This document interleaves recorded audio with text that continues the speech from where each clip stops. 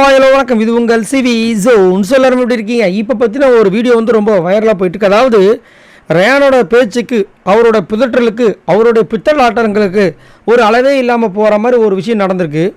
இதை ஏன் இவர் பண்ணுறாரு? சரி, சொல்கிற விஷயங்களை ஏன் வந்தவொடனே சொல்லலை? எவ்வளோ அநியாயம் பண்ணுறாருன்னு பார்த்தீங்கன்னா ரொம்ப கடுப்பாக இருக்குது. ஆனால் அதை வந்து ஜாக்லின் கிட்ட சொல்லும்போது ஜாக்லின் பண்ணுறாங்க பாருங்கள், அது அதுக்கு மேலே இருக்குது.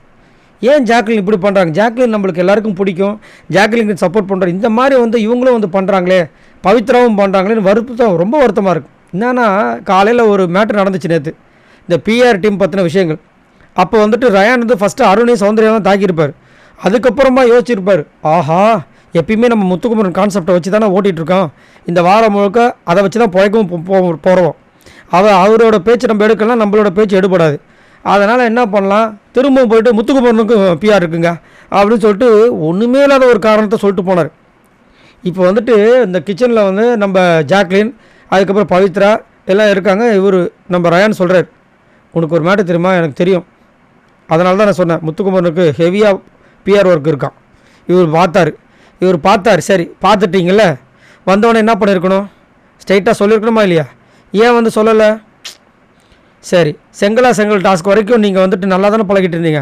சரி, ஓகே, இவருக்கு பிஆர் ஒர்க்குன்னு தெரியுது, எதுக்கு காலையில் வந்து நன்றின்னு சொன்னீங்க? ஒரு விஷயம், அதாவது முத்துக்குமரனுக்கு தான் எனக்கு வந்து சப்போர்ட்டிவாக இருந்தார், மோட்டிவேஷன் பண்ணாரு அப்படின்றது. என்னென்ன வேலை பண்ணுறாரு பாருங்கள் இவர். அநியாயப்பா, ரொம்ப அக்கிரமம் பண்ணிகிட்டு இருக்காப்புல.